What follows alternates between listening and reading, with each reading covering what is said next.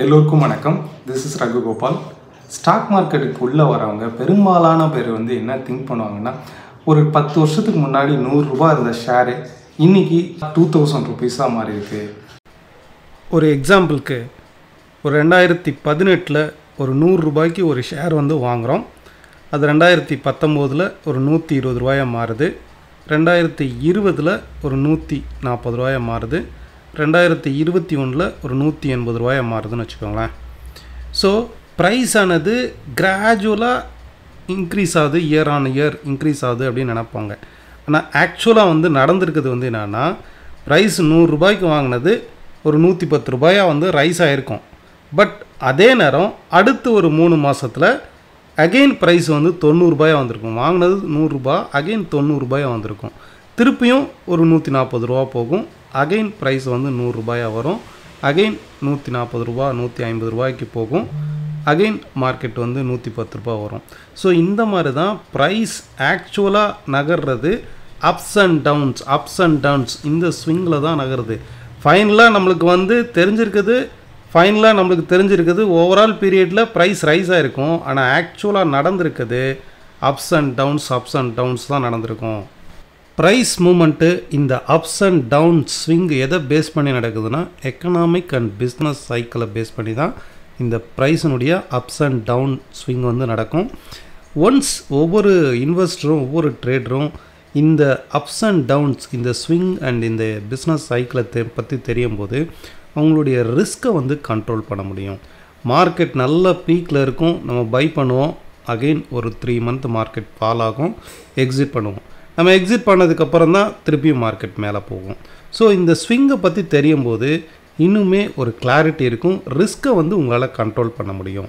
Economic and business சைக்கிள்னால் என்ன, எனக்கு அதை பற்றி தெரியாதுன்னு நினச்சிங்கன்னா ஒரு சிம்பிள் ஸ்டோரி சொல்கிறேன். 2006-2007 சென்னை சரௌண்டிங்கில் அதிகமாக ஐடி இண்டஸ்ட்ரி வளர்ந்து வரக்கூடிய அந்த டைமில் நிறைய outside peoples, Chennai out of சிட்டியில் இருக்கவங்க நிறைய பேர் மென் அண்ட் உமன் அப்போது படித்தவங்க எல்லாமே சென்னைக்கு ஐடியில் ஒர்க் பண்ணிக்கிட்டு இருந்தாங்க.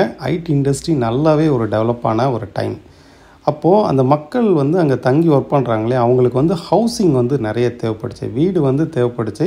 ஜஸ்ட் ஒரு 8000 ருபீஸ் ரெண்ட் இருக்கக்கூடிய இடத்துல கூட 10,000 12,000க்கும் போகிறதுக்கு தயாராக இருந்தாங்க. அந்த அவுட் ஆஃப் சிட்டியில் 8,000 தான் அந்த வீடு ரெண்ட் இருந்துக்கிட்டு இருந்தது. ஆனால் ஈஸியாக 10,000 11,000 கூட அந்த வீடை ரெண்ட்டுக்கு இருக்கிறதுக்கு மக்கள் தயாராக இருந்தாங்க. அப்போ அதை பார்த்துட்டு நிறைய பேர் அந்த இடத்துல வீடு கட்டினவங்களுக்கும் வீடு சேல் ஆயிடுச்சு. அதை பார்த்துட்டு இன்னும் நிறைய கம்பெனிஸ் வீடு கட்டினாங்க, அதுவும் ஈஸியாகவே சேல் ஆச்சு. அப்போ அந்த இண்டஸ்ட்ரி நல்லா வளர்ந்துக்கிட்டே வந்தது. ஒரு குறிப்பிட்ட காலத்தில் 2008 மிடிலெலாம் ஸ்டாக் மார்க்கெட் கிராஷ் ஆச்சு. வேர்ல்டு ஸ்டாக் மார்க்கெட் கிராஷ் ஆச்சு. அப்போ அந்த டைமில் நிறைய பேருக்கு இந்தியாவில் கூட நிறைய பேருக்கு லே ஆஃப் பண்ணாங்க. நிறைய ஐடி பீப்புள்கிட்ட லே ஆஃப் பண்ணாங்க. அப்போது சில 100 கோடி ரூபாய் செலவழித்து மல்டி ஸ்டோரேடு பில்டிங் கட்டி வச்சுருக்கவங்களுக்கு அந்த இடத்துல பில்டிங் சேல் ஆகாமல் இருக்கும். இது ஒரு மாதம்னா பரவாயில்ல, பல மாதங்கள் இது கண்டினியூஸாக நடந்துக்கிட்டே வரும்போது என்னாகும், அவங்க இன்ட்ரெஸ்ட்டு அந்த கம்பெனி இன்ட்ரெஸ்ட்டு பே பண்ண முடியாமல் கொலாப்ஸ் ஆகும். இதே மாதிரி பல கம்பெனிஸ் பே பண்ண முடியாமல் பேங்க்ரப்ட் ஆகும்போது அந்த இண்டஸ்ட்ரியே கொலாப்ஸ் ஆகும். ஸோ இப்படி தான் ஸ்டாக் மார்க்கெட் ஒவ்வொரு செக்டாரும் கொலாப்ஸ் ஆகிறது. லேமன் பிரதர்ஸ்னு சொல்லக்கூடிய லேமன் பிரதர்ஸ் கொலாப்ஸ் ஆனது 2008 கிராஷில் இந்த மாதிரி தான். ஸோ இதுதான் பிஸ்னஸ் சைக்கிள்னு சொல்லுவோம். இந்த சைக்கிளில் ஒவ்வொரு பார்ட்லேயும் எப்படி ப்ரைஸ் ரைஸ் ஆகுது, இது தெரிஞ்சுக்கிறதுக்கு இந்த ஸ்க்ரீனுக்கு பின்னாடி என்ன நடக்குது அப்படிங்கிறத தெரிஞ்சுக்கிறதுக்கு ஒரு சின்ன கொஸ்டின் கேட்குறேன். இப்போது ஒரு பக்கம் 20 பேர் பை பண்ணுறாங்க, இன்னொரு பக்கம் ஒரு 13 பேர் செல் பண்ணுறாங்கன்னு வச்சுக்கோங்களேன். எந்த பக்கம் போகும் ப்ரைஸ் ஆனது? நீங்கள் கீழே ஃபஸ்ட்டு நீங்கள் என்ன திங்க் பண்ணுறீங்களோ கீழே கமெண்டில் போடுங்க. ஆப்வியஸ்லி 100க்கு 99 பேர் என்ன நினைப்பாங்க, பை சைடு தான் போகணும்னு நினைக்கிறேன். ஏன்னா 20 பேர் பை பண்ணுறாங்களே. பட் அதுதான் இல்லை, மார்க்கெட் செல் பக்கமும் போகிறதுக்கு சான்ஸ் இருக்குது. ஸோ இதுதான் ஸ்க்ரீனுக்கு பின்னாடி நடக்கு. இது எப்படி நடக்குது அப்படிங்கிறத ஒரு சின்ன எக்ஸாம்பிளோடு சொல்கிறேன்.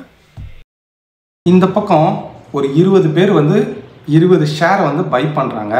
ஆனால் இந்த பக்கம் 13 பேர் தான் இருக்காங்க. ஆனால் அவங்க செல் பண்ணக்கூடிய ஷேருடைய குவான்டிட்டி 1000 ஷேர் வந்து செல் பண்ணுறாங்க. இப்போ சொல்லுங்கள், எந்த பக்கம் வந்து ப்ரைஸ் வந்து மூவ் ஆகும்? கீழே தானே மூவ் ஆகும், மார்க்கெட் செல்லில் தானே மூவ் ஆகும். ஸோ மெயின் திங் இந்த மார்க்கெட்டை பொறுத்தளவுக்கு வால்யூம் தான்.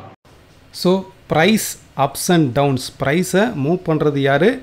இந்த வால்யூம் தான். வால்யூம் அதிகமாக ட்ரேட் பண்ணுறது யார்? Private equity, foreign institutional traders, sovereign wealth fund, pension fund, mutual fund, FII, DIS, high net worth individual traders. இந்த மாதிரி நான் ஸ்டேட் பண்ணியிருக்கிறது வந்து ஒவ்வொரு ஸ்டேஜ்லேயும் ஹை வால்யூம்லேருந்து லோவஸ்ட்டு வால்யூம். இருக்கிறதுலே லோவஸ்ட்டு வால்யூமில் யார் பண்ணுறா? Retail trader. நம்மளை மாதிரி ரீட்டைல் ட்ரேடர் தான் இருக்கிறதுலே கம்மியாக இருக்கும். அப்போ நம்ம கண்ட்ரோலில் ப்ரைஸ் கிடையாது. ப்ரைஸை அப் சைடும் டவுன் சைடும் ஒரு ரீட்டைல் ட்ரேடரால் ஒரு பிரேக் அவுட்டை நடத்த முடியாது. ப்ரைஸை மார்க்கெட்டை கிராஷ் பண்ண முடியாது. ஸோ மார்க்கெட்டை ஆப்ரேட் பண்ணுறது, மார்க்கெட்டை கண்ட்ரோல் பண்ணுறது, மார்க்கெட்டை மூவ் பண்ணுறது இந்த ஹை ப்ரொஃபைல் வால்யூமில் உள்ள institutional traders, institutional investors. So இவங்க ஒவ்வொரு ஸ்டேஜஸ்லையும் இவங்களுடைய மூமெண்ட்டை எப்படி கண்டுபிடிக்கிறது, இதை தான் நம்ம டெக்னிக்கலாக வந்து பார்க்க போகிறோம். நெக்ஸ்ட்டு ஓகே, இது வரைக்கும் நம்ம என்ன பார்த்துருக்கோம்? ப்ரைஸ் ஆனது ஸ்டாக் மார்க்கெட்டை பொறுத்தளவுக்கு கிராஜுவலாக இன்க்ரீஸ் ஆகிறது. இந்த மாதிரி கிராஜுவலாக ஸ்ட்ரைட் லைனாக இன்க்ரீஸ் ஆகிறது கிடையாது. ஸ்டாக் மார்க்கெட்லேயும் சரி, கமாடிட்டி மார்க்கெட் ஆர் ஃபோரெக்ஸ் மார்க்கெட்டாக இருக்கட்டும் சரி, ப்ரைஸ் ஆனது ஒரு அப்ஸ் அண்ட் டவுன் இந்த மாதிரி ஒரு ஃப்ளக்சுவேஷனில் தான் ப்ரைஸோடைய மூவ்மெண்ட் வந்து இருக்கும். இது பேஸ்ட் ஆன் எக்கனாமிக் சைக்கிளை பேஸ் பண்ணி இருக்குது. இதில் ப்ரைஸ் வந்து அப்சைடு, இந்த கண்ட்ரோல் வந்து யார் கையில் வந்து அதிகமாக இருக்குது? ஹை வால்யூம் ட்ரேட் பண்ணக்கூடிய high net worth investors, institutional investor, hedge fund, mutual fund, pension பண்ணி இந்த மாதிரி ஹை வால்யூமில் ட்ரேட் பண்ணுறவங்களுடைய கையில் தான் இந்த மார்க்கெட் இருக்குது. ஜென்ரலாக இந்த ஒரு ஸ்விங்கை எடுத்துக்கோங்க, மார்க்கெட் வந்து இந்த ஒரு ஸ்விங்கை எடுத்துக்கோங்க. இந்த பாட்டம் மோஸ்ட் ரீஜனில் யார் பார்ட்டிசிபேட் பண்ணுவா அண்ட் இதில் என்ன மாதிரியான சிம்டம்ஸ் வந்து நடக்கும்? ஜென்ரலாக ஒரு அக்யூமுலேஷன் அண்ட் டிஸ்ட்ரிபியூஷன் சொல்லுவோம். பட் இதில் இன்னுமே டீட்டெயிலாக இந்த இடத்துல என்ன மாதிரியான சிம்டம்ஸ் வந்து நடக்கும் டெக்னிக்கல், அண்ட் யார் பார்ட்டிசிபேட் பண்ணுவா, யார் இந்த இடத்துல ப்ரைஸை ட்ரைவ் பண்ணுவா, அண்ட் அடுத்த ஸ்டேஜ் எக்ஸ்பான்ஷன் ஸ்டேஜ்னு சொல்லுவோம். இந்த இடத்துல யார் பார்ட்டிசிபேட் பண்ணுவா, அண்ட் ரீ அக்யூமுலேஷன் ஸ்பேஸ்ன்னு சொல்லுவோம். இந்த இடத்துல யார் பார்ட்டிசிபேட் பண்ணுவாங்க, அண்ட் அகெயின் ரீ எக்ஸ்பான்ஷன் ஸ்பேஸ்ன்னு சொல்லுவோம். ஃபைனலாக இந்த இடத்துல வந்து டாப்பில் பீக்கில் இருக்கும்போது, ஒரு எக்கனாமிக் வந்து பீக்கில் இருக்கும்போது பபுள் ஸ்டேஜ்னு சொல்லுவோம். இந்த பபுள் ஸ்டேஜில் என்ன மாதிரியான சிம்டம்ஸ் வந்து நடக்கும், அண்ட் மார்க்கெட் வந்து டிஸ்ட்ரிபியூஷன் ஸ்பேஸ்க்கு வந்து வரும், ரீடிஸ்ட்ரிபியூஷன் ஸ்பேஸுக்கு வந்து வரும். இந்த இடத்துலலாம் என்ன மாதிரியான எக்கனாமிக்கல் ஃபேக்ட் வரும், யார் இதில் கண்ட்ரோல் பண்ணுவாங்க. ஸோ இதை பற்றி ஒவ்வொரு ஸ்டேஜஸ்லையும் இன்டெப்த்தாக டெக்னிக்கல் அண்ட் ஃபண்டமெண்டல்ஸ்லையும் பார்க்கலாம். ரொம்ப ஃபண்டமெண்டல்ஸ் நான் ஆட் பண்ணல, பட் டெக்னிக்கலாக எல்லாருக்கும் புரியும்படியுமா ஒவ்வொரு ஸ்டேஜஸில் என்ன நடக்கும் அப்படிங்கிறத பார்க்கலாம். மார்க்கெட் இந்த மாதிரி ஃபால் ஆகும்போது, அதாவது ஒரு கிராஷில் தான் இந்த மாதிரி டீப் டிஸ்கவுண்ட் ஃபேஸே வந்து நடக்கும். எவ்ரி கிராஷ்லையும் இந்த டீப் டிஸ்கவுண்ட் ஃபேஸ் நடக்கும். ஜென்ரலாக இந்த எக்கனாமிக் சைக்கிள் வந்து இந்த மாதிரி இருக்குன்னு வச்சுக்கோங்களேன், இந்த மாதிரி இருக்குதுன்னு வச்சுக்கோங்களேன். இப்போ இதில் வந்து ப்ரைஸ் வந்து ஒரு கிராஜுவல் ஒரு லைன் இருக்குன்னு வச்சுக்கோங்களேன். இப்போது இது வந்து பார்த்திங்கன்னா ஃபேர் வேல்யூன்னு அர்த்தம். ஒரு ப்ராடக்ட் இருக்குது, அந்த ப்ராடக்டோடைய real value, original value, price ஆனது அப்ஸ் அண்ட் டவுன்ஸ் வந்து சில நேரம் வந்து அந்த ரியல் வேல்யூவோட அதிகமான வேல்யூ ட்ரேட் ஆகும், ரியல் வேல்யூவோட கம்மியான ரேட்டுக்கு ட்ரேட் ஆகும். அப்போ ஸ்டாக் மார்க்கெட்டில் இன்வெஸ்ட் பண்ணுறவங்க எப்போ இன்வெஸ்ட் பண்ணுவாங்க, பெரிய பெரிய மெகா இன்வெஸ்டர்ஸ் வந்து எப்போ இன்வெஸ்ட் பண்ணுவாங்கன்னா, இந்த ரியல் வேல்யூவோட வந்து கம்மியான ரேட்டுக்கு வரும்போது இன்வெஸ்ட் பண்ணுவாங்க. ஆர் இந்த ரியல் வேல்யூலேருந்து மார்க்கெட் வந்து ஒரு நல்ல எக்ஸ்பான்ஷன் ஃபேஸுக்கு போகுது அப்படின்னா அந்த இடத்துல பார்ட்டிசிபேட் பண்ணுவாங்க. சரி, இப்போது இந்த டீப் டிஸ்கவுண்ட் ஃபேஸ்ன்னு சொல்லக்கூடிய இந்த பாட்டம் மோஸ்ட் ஸ்பேஸில் என்ன நடக்கும், யார் இந்த இடத்துல ட்ரைவ் பண்ணுவாங்க அப்படின்னா, இந்த பாட்டம் மோஸ்ட் ஸ்பேஸில் எந்த ஒரு இன்வெஸ்டரும் அந்த அளவுக்கு வந்து இன்வால்மெண்ட் ஆக மாட்டாங்க. இப்போ லைக் வந்து சைனீஸ் மார்க்கெட் இருக்குது அப்படின்னா, அந்த சைனீஸ் மார்க்கெட்டில் எந்த ஒரு இன்வால்மெண்ட்டும் இப்போதைக்கு இல்லை. ஒன்லி திங், இந்த மாதிரி டீப் டிஸ்கவுண்ட் ஃபேஸ்லேருந்து மார்க்கெட்டை ட்ரைவ் பண்ணுறது கவர்மெண்ட்டை தான். ஃபஸ்ட்டு வந்து இந்த இடத்துல கவர்மெண்ட் ஸ்டிமுலஸ் பேக்கேஜ் ஆர் இந்த இடத்துல வந்து எக்கனாமிக்கல் பூஸ்டப்பான ஆக்டிவிட்டீஸ், டேக்ஸ் ரிடக்ஷன், மணியை வந்து அவுட்ஃப்ளோ பண்ணுறதுக்கு உண்டான அனைத்து ஆக்டிவிட்டீஸ்லையும் சென்ட்ரல் பேங்க்ஸ் வந்து இன்வால்மெண்ட் ஆகும், அந்த கவர்மெண்ட் வந்து இன்வால்வ் ஆகும். ஸோ இந்த டீப் டிஸ்கவுண்ட் ஃபேஸில் டெக்னிக்கல் ஃபேக்டராக மார்க்கெட் ரீபவுண்ட் ஆகுது, ரிவர்சல் ஆகுது அப்படின்னா உங்களுக்கு அந்த இடத்துல என்ன நடக்கும் அப்படின்னாக்கா, மார்க்கெட் நல்ல டீப்பாக ஃபால் ஆகும்போது மார்க்கெட் ரிவர்சல் ஆகுது அப்படின்னா உங்களுக்கு இந்த இடத்துல லைக் வந்து ஒரு நல்ல ஃபால்க்கு அப்புறம் மார்க்கெட் டீப் டிஸ்கவுண்ட் ஸ்பேஸ்லேருந்து ரிவர்சல் ஆகுதுன்னா ஒன்று இந்த மாதிரி வி ஷேப்பில் ரிவர்சல் ஆகும், ஆர் ப்ரைஸ் கீழே ஃபால் ஆகுது, நல்லா ஃபால் ஆகுது, இந்த இடத்துல டீப் டிஸ்கவுண்ட் ஃபேஸில் இந்த மாதிரி டபிள்யூ ஷேப்பில் மார்க்கெட் வந்து ரெக்கவர் ஆகும், ஆர் ப்ரைஸ் வந்து ரொம்ப நாள் இந்த மாதிரி இருக்குது அப்படின்னா இந்த இடத்துல டைம் எடுத்து பண்ணுறதுல வந்து யூ ஷேப்பில் ரெக்கவர் ஆகும். இது வந்து ஜென்ரலாக நம்ம கிளாஸில் வந்து எடுக்கிறது, ஃபஸ்ட்டு கிளாஸில் வந்து எடுக்கிறது இந்த மாதிரி ரொம்ப நாள் ப்ரைஸ் வந்து டைம் எடுத்து எடுக்கும், யூ ஷேப்பில் ரெக்கவர் ஆகும். இதை விடவும் இன்னும் ரொம்ப நாள் டைம் ரெக்கவர் ஆகிறதுக்கு டைம் எடுத்துக்கிச்சு அப்படின்னா அந்த இடத்துல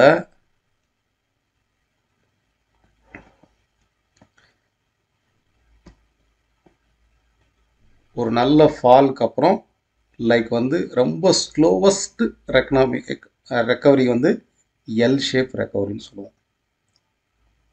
இந்த மாதிரி எல் ஷேப்பில் ரெக்கவர் ஆகும். இப்போ லைக் வந்து நிஃப்டினுடைய சார்ட் எடுத்துக்கோங்க, ஒவ்வொரு இதுக்கும் நான் எக்ஸாம்பிள் சொல்கிறேன். நிஃப்டினுடைய சார்ட் வந்து எடுத்துக்கோங்க, நிஃப்டினுடைய மந்த்லி சார்ட் வந்து எடுத்துக்கோங்க, ஆர் வீக்லி சார்ட் வந்து எடுத்துக்கோங்க, weekly chart or monthly chart whatever. Weekly சார்ட்டில் இன்னும் கூட நமக்கு கிளியராக ஐடென்டிஃபை பண்ணலாம். இப்போ 2020 வந்து மார்க்கெட் கிராஷ் ஆச்சுல, 2019 2020 மார்க்கெட் கிராஷ் ஆச்சா? ஸோ இந்த இடத்துல பாருங்கள், மார்க்கெட் கிராஷ் ஆகும்போது என்ன மாதிரியான சிம்டம்ஸ் வந்து கொடுத்துருக்கு. இது லைக் வந்து வி ஷேப் ரெக்கவரி. ஓகே, இதே நீங்கள் பேங்க் நிஃப்டியில் எடுத்து பார்த்தீங்கன்னா இந்த இடத்துல மார்க்கெட் ரிவர்சல் ஆகும்போது டபிள்யூ ஷேப்பில் ரெக்கவர் ஆகுதா?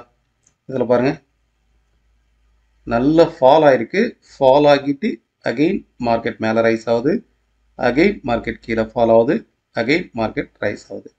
இந்த மாதிரி டபிள்யூ ஷேப்பில் வந்து நமக்கு வந்து ட்ரேடிங் எடுக்கிறதுக்கு டைம் இருக்கும். ஏன்னா இந்த டபிள்யூ ஷேப்பில் இந்த நெக்லைன் வந்து பிரேக் ஆகும், பிரேக் ஆகிட்டு அகெயின் அதை ரீடெஸ்ட் பண்ணி அப் சைடு வந்து ரிவர்ஸ் ஆகும், கம்ப்ளீட்டாக ரெக்கவர் ஆயிருக்கா? ஸோ இது வந்து டபிள்யூ ஷேப் ரெக்கவரி. இதே மாதிரி வேறு வேறு ஸ்கிரிப்டில் நீங்கள் எடுத்து பார்த்தீங்கன்னா ஸ்டாக் மார்க்கெட் ரீபவுண்ட் ஆனது இப்போ வந்து லைக் வந்து ரொம்ப நாள் டைம் எடுத்ததுன்னா ஐடிசி எடுத்துக்கோங்க. ஐடிசி வந்து ஒரு எல் ஷேப் ரெக்கவரிக்கு கரெக்டான ஒரு இடம். இப்போ ஐடிசியும் நல்லா ஃபால் ஆயிருக்கு, இதுவுமே இங்கேருந்து நல்ல ஒரு ஃபால், டீப் ஃபால் வந்து கொடுத்துருக்கு. பட் ரெக்கவரி வந்து பாருங்கள், மார்க்கெட் வந்து கம்ப்ளீட்டாக இங்கே இந்த ஸ்டேஜுக்கு வந்து ரெக்கவர் ஆகிருக்கு. பட் இந்த ரெக்கவரி ஸ்டேஜ் வந்து எப்படி எடுத்துருக்கு பாருங்கள், ஒரு நல்ல ஃபால்க்கு அப்புறம் லைக் வந்து எல் ஷேப்பில் ரெக்கவர் ஆயிருக்கா?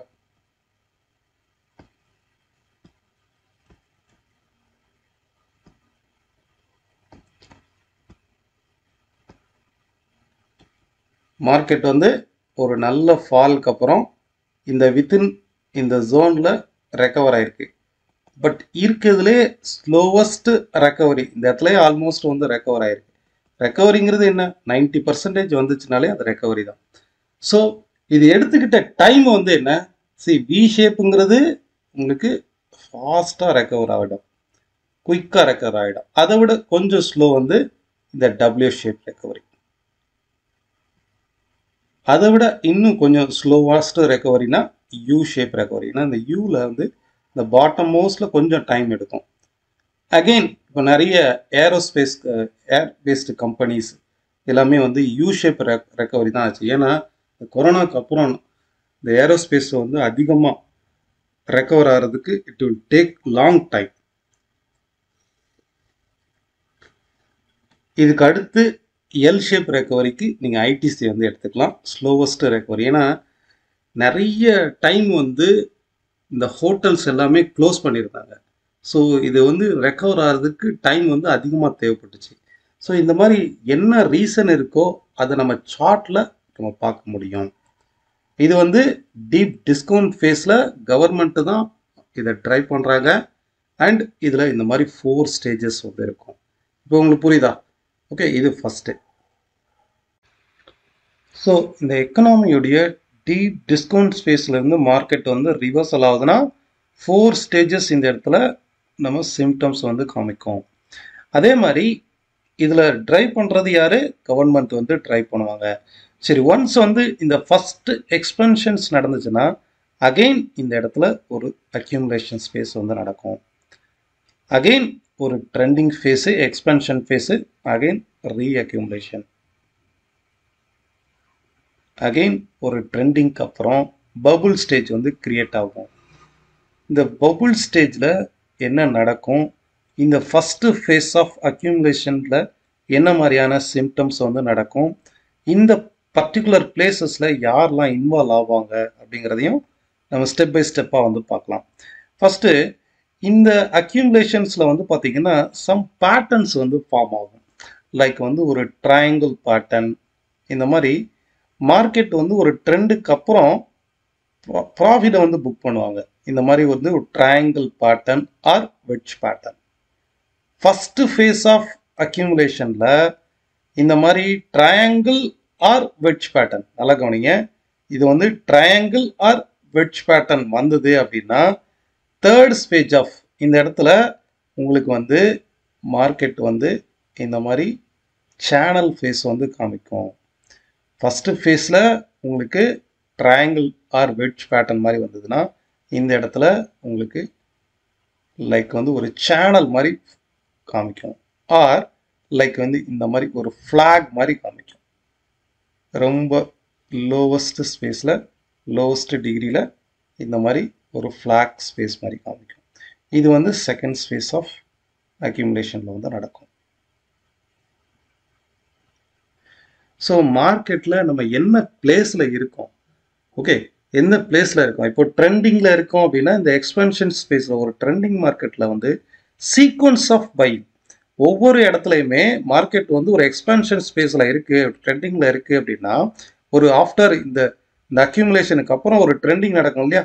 இந்த ட்ரெண்டிங் நடக்கும்போது சீக்வன்ஸ் ஆஃப் பையிங் ஒவ்வொரு லோவஸ்ட் பிளேஸ்லையும் இன்வெஸ்டர்ஸ் வந்து இன்வால்வ் ஆவாங்க. இந்த மாதிரி மார்க்கெட் ஒவ்வொரு முறையும் இந்த ட்ரெண்டு நியர்பையில் வரும்போது இன்வெஸ்டர்ஸ் இன்வால்வ் ஆவாங்க. லைக் வந்து இப்போ நீங்கள் நிஃப்டிவே எடுத்துக்கோங்களேன்.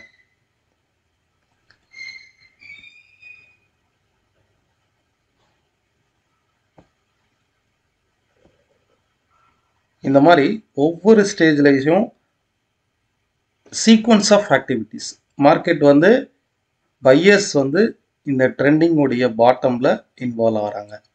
அகெயின் வந்து மார்க்கெட் மேலே ரைஸ் ஆகும். ஸோ இந்த இடத்துல பாருங்கள், இது வந்து accumulation space.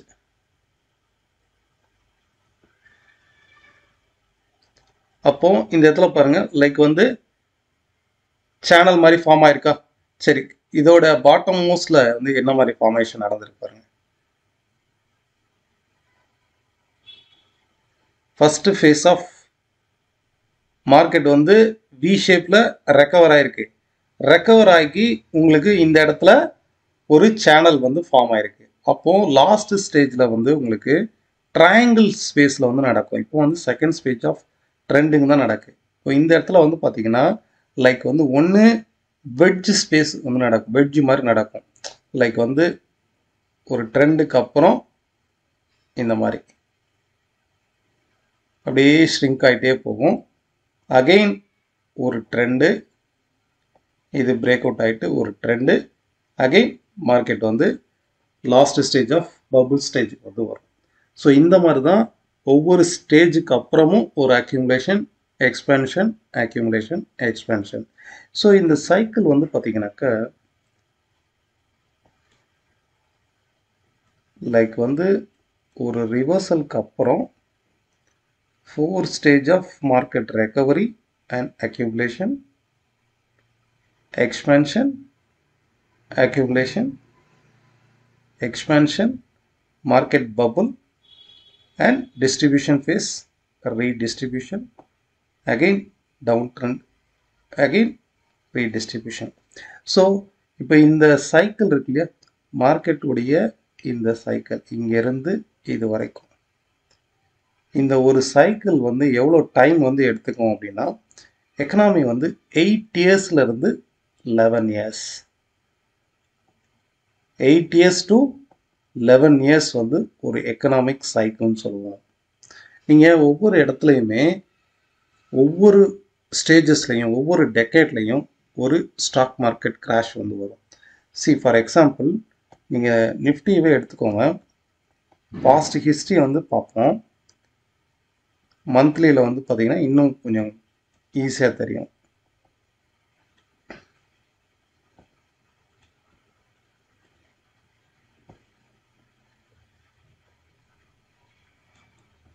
So first phase of market crash வந்து 1992 வந்திருக்கா.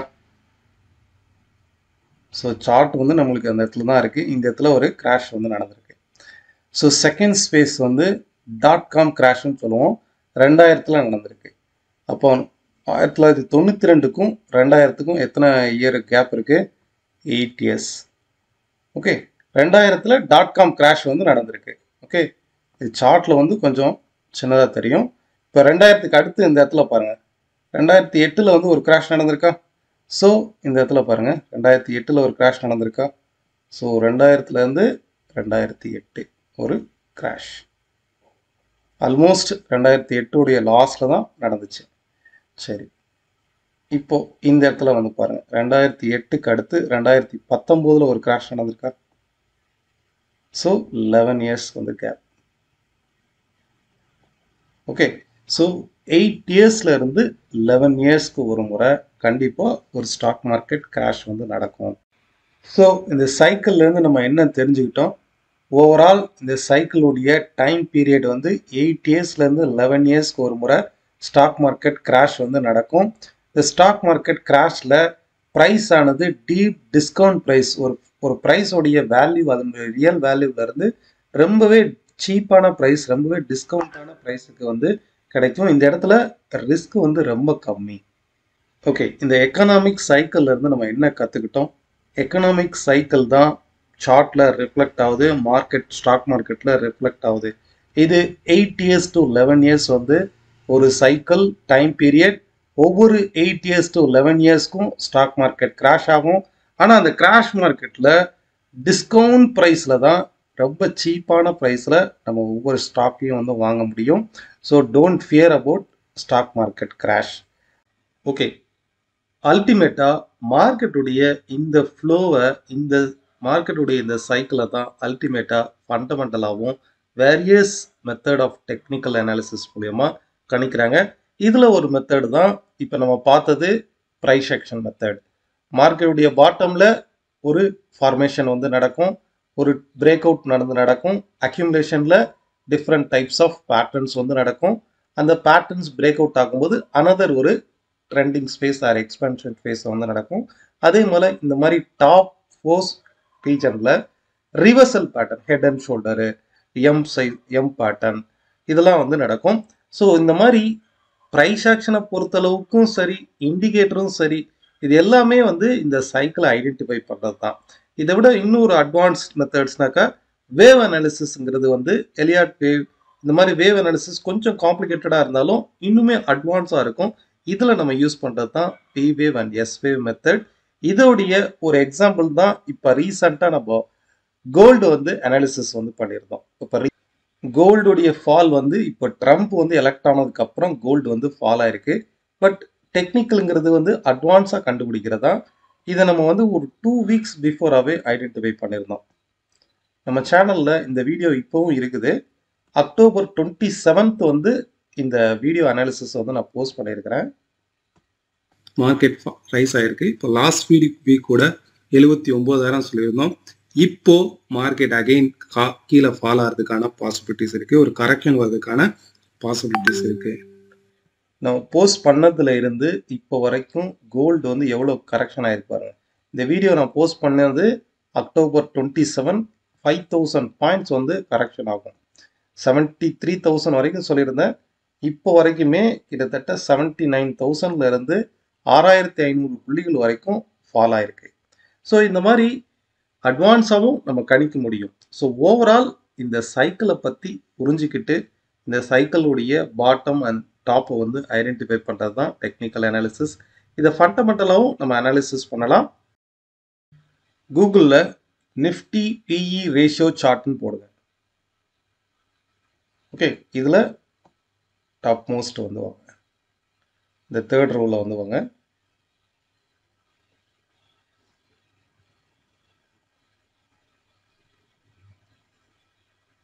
ஸோ இந்த சார்ட்டோடைய இந்த லிங்க்கோடைய டிஸ்கிரிப்ஷனில் நான் இதை ஆட் பண்ணுறேன். இப்போ இதில் வந்து பாருங்கள், ஃபண்டமெண்டலாக வந்து பார்த்தீங்கன்னா நிஃப்டி பிஇ ரேஷியோ இந்த ப்ளூ கலரில் இருக்கா, இது வந்து நிஃப்டி பிஇ ரேஷியோ. கீழே இருக்குது பார்த்தீங்களா, இந்த ப்ரௌன் கலர் இருக்குது நிஃப்டி சார்ட். இப்போ இதனால கவனிங்க, எப்பெல்லாம் நிஃப்டி பிஇ ரேஷியோ 11 ஆர் 11க்கு பிலோவில் வரும்போது ஸ்டாக் மார்க்கெட்டுடைய பாட்டம் ஃபார்ம் ஆகுதா? சரி, இந்த இடத்துல பாருங்கள், 2003ல் ஸ்டாக் மார்க்கெட்டுடைய பாட்டம் ஃபார்ம் ஆயிருக்கு. ஓகே, ஸோ அங்கேருந்து ஒரு ஸ்ட்ராங்கான ரேலி ப்ரைஸ் ஆயிருக்கு. 2000ல் ஃபால் ஆனது, 2003ல் இந்த பாட்டம் மோஸ்ட் ஃபார்ம் ஆயிருக்கு. சரி, இதுக்கு அடுத்து இந்த இடத்துல பாருங்கள், பாட்டம் மோஸ்டில் வரும்போது 2008ல் நிஃப்டி 15உடைய பிஇ ரேஷியோ 11க்கு பிலோவில் வரும்போது ஒரு ஸ்ட்ராங் ரிவர்சல் ஃபார்ம் ஆயிருக்கா? ஓகே, ஸோ இந்த இடத்துலையும் வந்து பார்த்தீங்கன்னா இந்த இடத்துல வந்து தேர்டு 2019ல் வந்து 17லே மார்க்கெட் வந்து அப்சைட் ரைஸ் ஆயிடுச்சு. ஈவன் 15லேயும் அப்சைட் ரைஸ் ஆயிருக்கு. 15, 17லாம் வந்து ஃபேரான வேல்யூ. அதே மாதிரி டாப் மோஸ்ட் ரீஜன்லையும் ப்ராஃபிட் புக்கிங் வந்து நடக்கும். இப்போ இடத்துல பாருங்க, 28 நிஃப்டி 15உடைய பிஇ ரேஷியோ 28 டச் பண்ணும்போது ஸ்டாக் மார்க்கெட் கிராஷ் ஆகுதா? ஸோ ஃபண்டமெண்டலாகவும் நம்ம இந்த சைக்கிளை ஐடென்டிஃபை பண்ண முடியும், டெக்னிக்கலாகவும் ஐடென்டிஃபை பண்ண முடியும். இந்த சைக்கிளை கிளியராக அண்டர்ஸ்டாண்ட் பண்ணுறது தான் மார்க்கெட்டுடைய ஒரு ஒவ்வொரு ட்ரேடருக்கும் இன்வெஸ்டர்ஸ்க்கும் ஃபஸ்ட்டு ஒரு ஜாப். ஓகே, சம்திங் இந்த வீடியோவில் வந்து நியூவாக லேர்ன் பண்ணியிருந்தீங்கன்னா உங்களுடைய கருத்துக்களை இந்த வீடியோக்கு ஷேர் பண்ணுங்கள். ஒவ்வொரு நியூ ட்ரேடருக்கும் உங்கள் ஃப்ரெண்ட்ஸுக்கு யாராவது ஷேர் பண்ண நினச்சிங்கன்னா ஷேர் பண்ணுங்கள். தேங்க்யூ.